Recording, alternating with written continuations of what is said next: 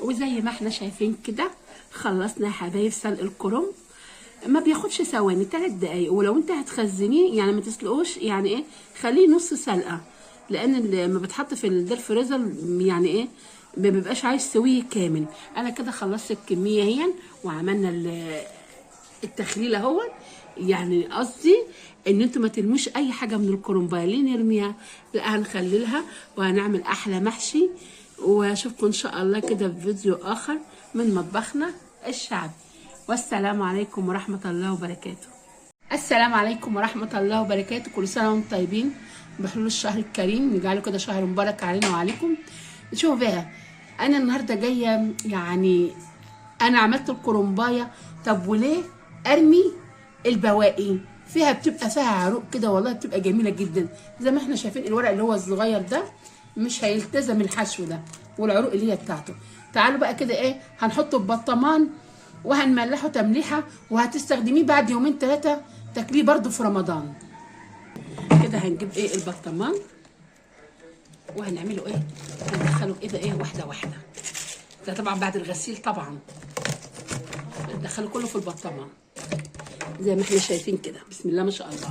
هو ورقه ناشف يعني فايش شويه، بس بعد يوم بتلاقيه بينخ تاني، يعني تلاقيه نزل في البطمان وبقى طري. بسم الله ما شاء الله. طبعا زي ما احنا كده فضينا الكرنب اهو. بسم الله ما شاء الله، البطمان اخدهم جميل جدا. بعد كده هنعمل له الخلطه بتاعته. طبعا كده عملنا ايه، محلول الملح اهو. بسم الله ما شاء الله.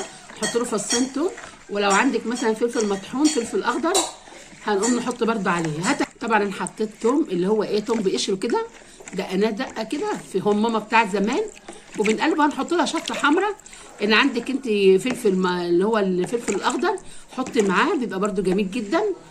وكده قلبنا الملح، طبعا الملح حسب الكميه اللي انت بتعمليها. طبعا كده حطينا نص معلقه شطه، اللي هي بقى الشطه السوداني الحراقه دي، لان انا بحب التخليل بتاعي يكون ايه، اللي يكون يعني حامي شويه.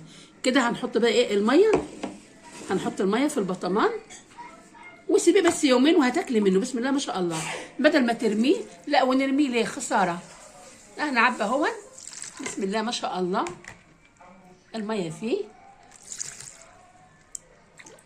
وبيبقى احلى مخلل. والله بينفع لرمضان، يعني ينفع للفطار، على الفطار، ينفع للسحور، حسب ما انت عايزه. بس ما ترميش اي حاجه يعني ايه من الكرنبايه. ليه نرميها؟ لا، انا ما بحبش ارمي اي حاجه. يومين كده وهتقعدوا ايه، هتاكلوا منه باذن الله احلى من خل الكرنب باذن الله. جميل جدا. عايزه تحط له فلفل اخضر معاه حطي، مش هقول لا. انا ما بحبش احط له، انا بحب كده ان انا املحه من غير بشر الجزر. لا، بحب ان انا ايه كده يعني، بس ايه الشطه ومعلقه الفلفل اللي هي المطحونه، وخلاص على كده. وكده يا حبايبي كده حطيته في البطمان. بسم الله ما شاء الله،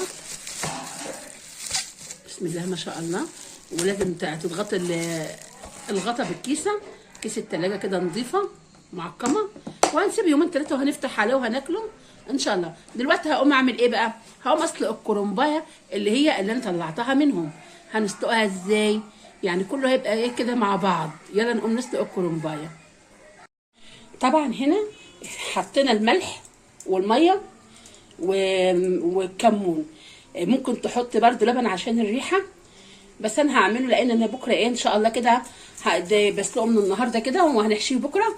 وان شاء الله كده هوريكم طريقه اللي هي فرخه الصينيه بكره ان شاء الله. هنعمل جنبه كده فرخه صينيه.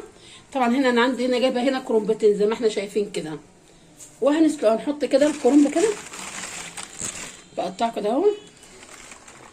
هنحط كده، ما تحطوش على البوتاجاز كتير، يعني 3 دقايق وتطلعي كده. انا بقلبه على الجنب التاني.